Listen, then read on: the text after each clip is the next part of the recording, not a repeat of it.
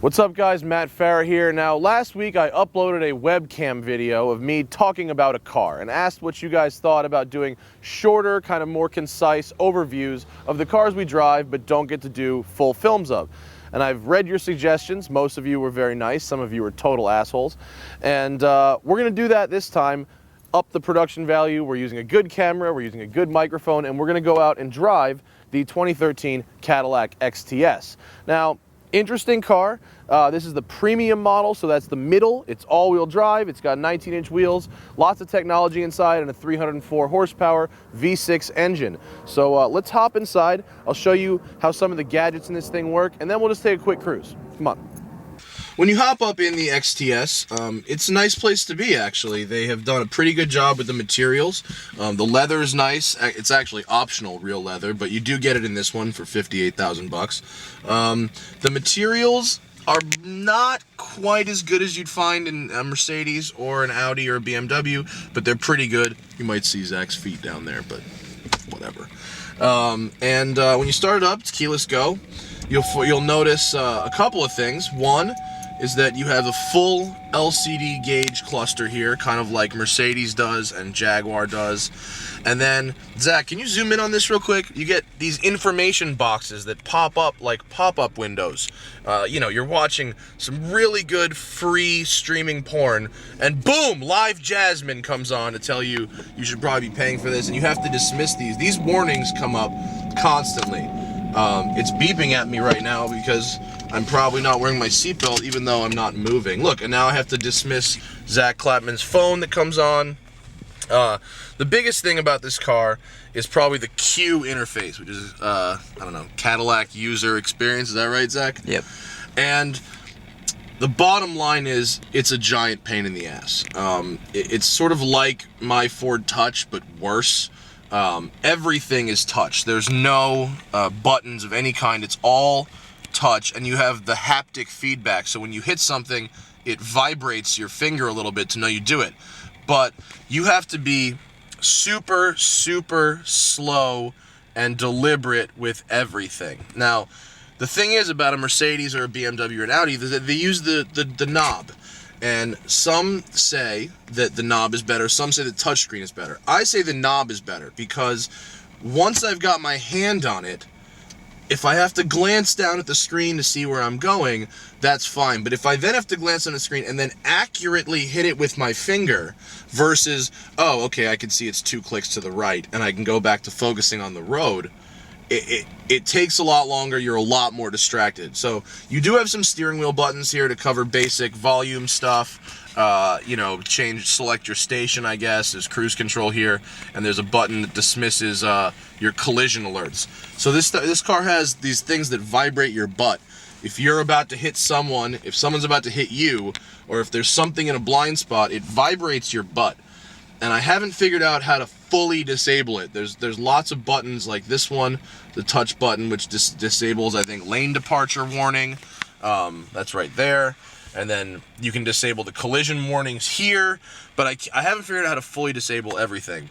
And so this is actually a fairly powerful computer, and it's able to control lots of aspects of the car, but it's just really annoying to use. And it kind of bothers me. Like in my truck, in my F-150, I have a touchscreen, but I also have a scroll knob to get through stations really quickly or adjust volume really quickly.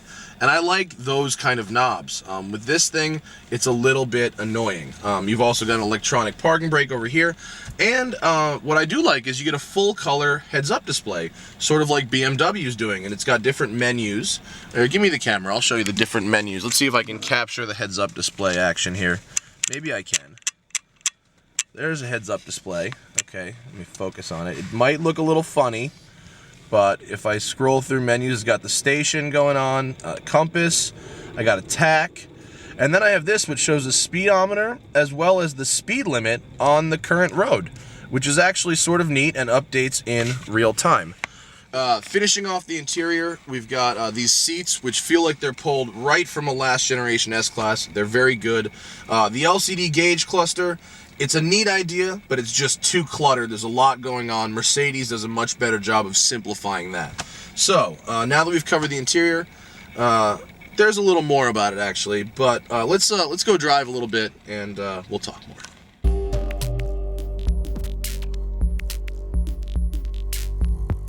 All right, so we're off. We've got a 6-speed automatic transmission with manual paddles. I think the last time someone manually shifted a full-size Cadillac, FDR was president, but we've got them here anyway. Head out onto Vista Del Mar. 304 horsepower is adequate in a car like this. Now, as a Cadillac flagship, you shouldn't have a front-wheel drive car with 300 horsepower. So they're probably going to release a V8 powered rear-wheel drive car, probably called the XLS or something like that at some point in the future. But the front-wheel drive thing does kind of bug me. It is all-wheel drive, but front-wheel drive biased, and it really feels like it. Front-wheel drive is fine for a hatchback or an economy car, but it doesn't say luxury to me. And you can feel it. The nose lifts up when you start to go. You get that kind of generic V6 sound that Americans are traditionally loathed for. The ride quality is quite good. I mean, good bordering on excellent. I mean, people use the expression, this is not your grandfather's Cadillac. This absolutely is your grandfather's Cadillac. I mean, this thing has, you know, no feel coming from anything but a general sense of luxury. I mean, the seats are comfortable. Everything you touch feels pretty nice. It cruises along. It rides well. It's quiet. The heads-up display is doing a good job. And it's, for lack of a better term, this is the world's nicest rental car. I mean, if I was going cross-country and I wanted to drive something comfortable that didn't belong to me, I would totally rent one of these. Zach said he was getting, what, 25 miles a gallon back from Palm Springs? Yep. The one real irony of this doing a good job of being your grandfather's Cadillac is that your grandfather will never figure out any of this stuff. You know, my mom is in her 60s, and she has an iPhone, and she has an iPad, and she uses a MacBook Pro. She would never figure out any of this stuff. It is way more confusing than an Apple mobile device. The back seat is roomy. You can totally fit 5 people. I can fit behind myself. The car is about 3 inches shorter than a BMW 7 Series, so it kind of slots in between, you know, the 5 and 7 Series of BMWs. It's certainly much bigger than a CTS. And it's nicer than the DTS. I mean, the DTS that it sort of replaced kind of sucked. This doesn't suck. It's generally a very nice place to be. You've got your gun or weed stash compartment. You could fit a 38 snub nose in there, and you could stash it in there, although now that I'm telling everyone how to get in that thing, you got cup holders front and rear. There's a 110 outlet back here, which is really nice.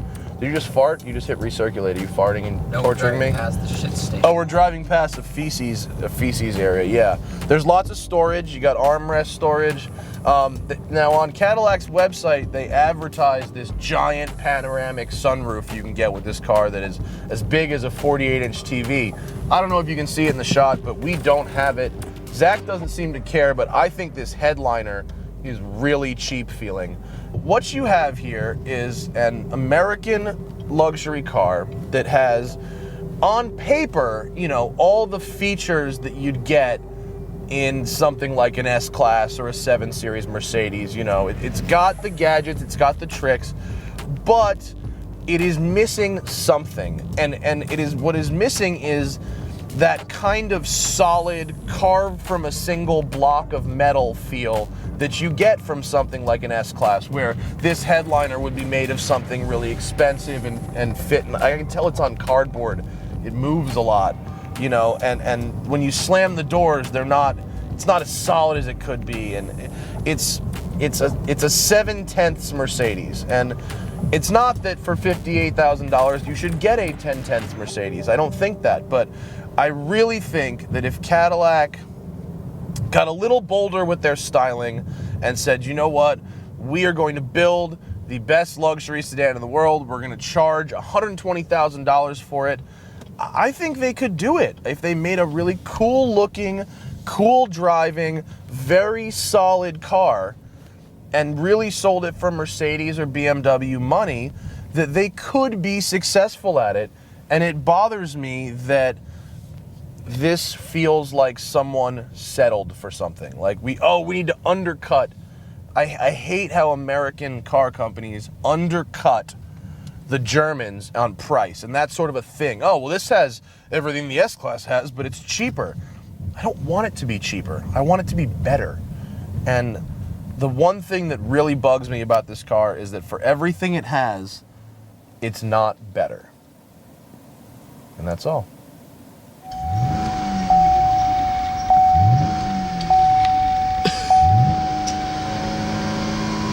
That's a funny one. Engine overspeed.